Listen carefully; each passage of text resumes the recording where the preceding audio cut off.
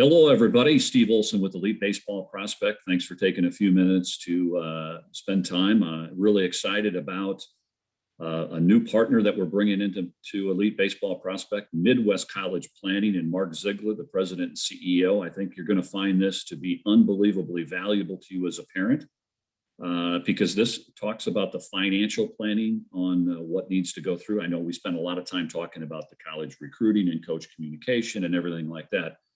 But Marc and his team are unparalleled in terms of providing the education on what it takes to go through the admissions process. And we're really excited to bring them into the fold and couldn't be more elated. So Marc, welcome to Elite Baseball Prospect. And hey, tell us a little bit about your background, the company itself, when it was founded, and really what your specialty is. Midwest College Planning, we're based in Columbus, Ohio. We're entering our 12th year. We have clients in 35 states and 3 foreign countries. And we start out with, we help families more easily afford college without going broke and help the kids navigate the entire process from academics to the right quality environment for the child to grow, to helping the family stay within a budget. And then what is the extracurricular component they're looking for, from sports to the band? So we look at all those components together. Yeah, fantastic. Thanks for that. And I think one of the things, folks, that really got me excited when I began to have some preliminary discussions with Marc was it is very important to note that it's more than just what you're doing on the field. And I don't think anybody else really addresses that from the recruiting standpoint. But Marc and his team, they've got a full skill set in terms of how that does. And I'm a parent, as you've heard me talk many, many times. I've got a 2023. I just had a son that graduated from college. And this is the financial piece of it, which always is critically important when we're deciding on what college. And the first conversation I had with Marc, he used the 2 words that I totally believe in. It's called the right fit. It's got to be the right fit academically. It's got to be the right fit athletically, socially, geographically. But just as important, it's got to be the right fit financially. So, Marc, just let me ask you a couple of questions in terms of the process that goes through. I mean, when would you recommend that a family begins, the college planning program, and when should they get going? Well, I'll start out with, when a young person enters high school, a mom and dad should be thinking about, out of 168 hours, at least college 1 hour a week. Something to benefit moving forward for their child.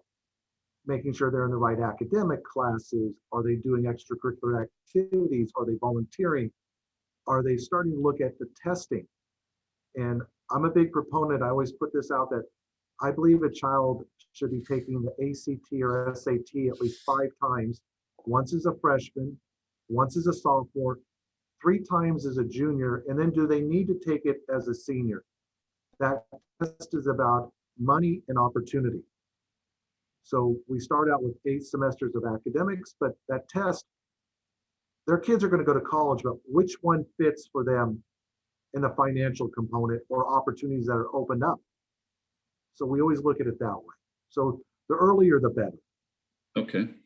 And parents, I'm sure that you can agree with me. Nothing ever goes down in price every year. In fact, the cost of college tuition, and you look at room and board and miscellaneous expenses, continues to go up each and every year. So when Marc's talking about taking in the SAT or the ACT multiple times, we know for sure, your son's got to be able to get into a college based upon the minimum expectations on the academic side.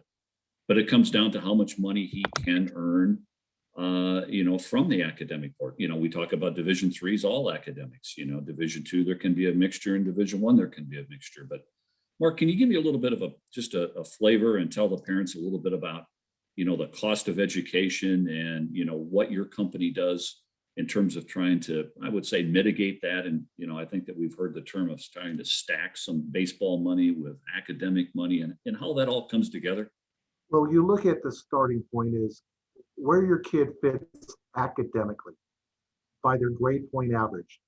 And then you look at, do they belong at a research school or a teaching school philosophy?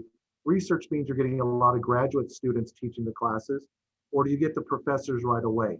So what is the skill set of your child in the type of environment educationally? And then you take the test score. So you take grades, test scores, and then how does that fit into the mom and dad's budget? Being the average school cost is in the range of between $30,000 and $35,000 a year now. So we have to look at those components, and then you look at the geographic of where your child is. And some schools in state are affordable, some schools out of state are going to be affordable. So we have to take all those things and put it together and it's like a puzzle. There's not just one item, it's laying out the different components based on geography. Right. A little bit about in-state and out-of-state tuition. Obviously, can you just, for those parents out there that may not be familiar with that costing, how do we see that different, throughout the country? Well, it's different states have different programs for their in-state students. And then there are certain states that have reciprocal agreements with one state or up to 7 or 8 states in different programs. So you can go to these out-of-state schools for the in-state cost. So understanding what's available and opportunity-wise can open up the doors to your child's educational options. And 80% of students stay within 4 hours, but when you get into academics or baseball or a different sport, that sometimes will open up the distance to go further. And then you look at academics, some schools don't have the academic majors your child might be looking at. You may be forced to go out of state. So looking at those different options can make a big difference. And then can you give us a little bit of a backdrop on what are the different types of financial aid that could be out there available to a student athlete? Well, you start out with athletic aid. It's out there on our website and published the limitations of baseball, where Division I has 11.7. If they offer you, they have to at least give you 25%. So there's certain restrictions, and certain schools give money, certain schools don't. So you have to know that when you start to have a dance partner to play the sport, whichever sport you're going into. So you look at grades, you have grants, and then you have also scholarship money. And it's all coming back down to the grades, test scores, extracurricular activity. Then you have need-based aid, which is based on the FAFSA, the free application for federal student aid, as well as it could be on a high-end school, the CSS profile, which will determine what your expected family contribution is. So your family, based on your income and assets, you're expected to pay $30,000 a year. Well, that school that might be 60 or 70,000 will give you aid to bring it all the way down to 30,000. So it's a puzzle putting it together based on all the different numbers of academics, test score, and your finances. So when we look at the 3 big components, we look at need-based aid that's based on mom and dad's portfolio. Merit-based aid is based on the child's portfolio. And the one that is not addressed enough is, what is mom and dad's price point they're willing to spend a year? And that could be based on the kid's academic level, or it could be based on the areas of study that you're willing to spend. So those things will come into play. So we have to map it out and get the parameters before we address potential opportunities for schools. And folks, I think that goes hand in hand with how we start developing our target list, which we've talked about numerous times in terms of, a priority target list of 20 to 25 colleges based upon, where we're at again, socially, geographically, academically, athletically. And then it's important to put the financial piece in there. If there are certain colleges that just are out of the realm of possibility to be able to afford, and we know it's expensive, then that's really not a school or a college that we should be chasing. But we need to determine that up front, because certainly one of the goals is never to saddle your son with a bunch of student loans. So when he gets out of college, he's in debt and paying those off for 15 or 20 years. The goal is to maximize every level, stack the money, whether it's academic, athletic, grant, need-based, and try to get that per year expenditure from the family or the student athlete, and to get a great education. Let me just state, though, we're not going to get into a situation where we're sacrificing education or academics for on the financial end of it. And I see it unfortunately happen a lot where kids are just going to school to play baseball, and because it's cheap, but maybe the quality of education isn't certainly where it should be because they didn't prepare and do the type of college planning that Mark and his team provides throughout that process. So that's outstanding. So Mark, let me turn to, so we've got families on here that 2022s, 23s, 24s. What does your team provide? I mean, can you walk us through a little bit about the discovery steps and what would an initial phone call or a Zoom meeting, how do you get the information from the parents, and kind of walk through how you guys go through that for a prospective student athlete's family? I do a fact finder with the parents and try to get all the information about the student, about their finances.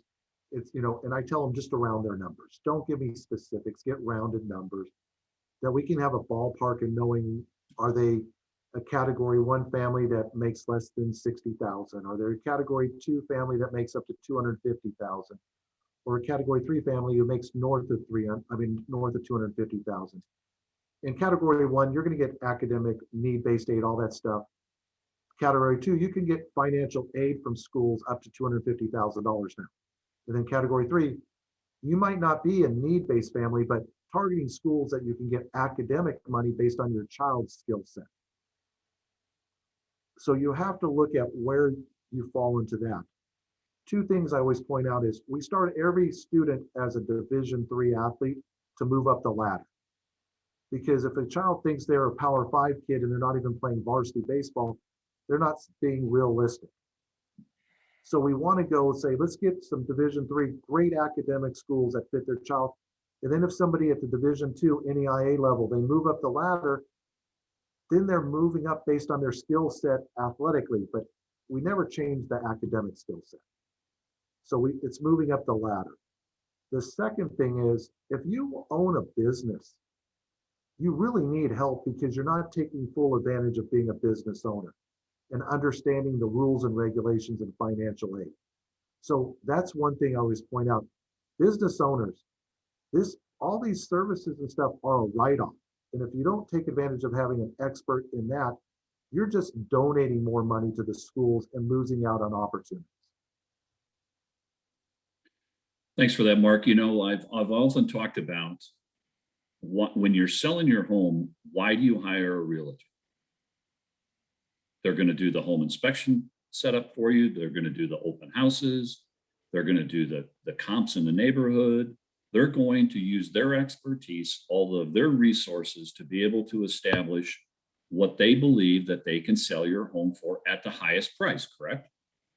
When you're doing an investment with a 401k, are you going to rely on spending time, Googling retirement, or are you going to potentially reach out to an expert who can maximize the return on your investment? When you're talking about college recruiting, are you going to do it on your own and risk the potential opportunity for your son to play a college baseball?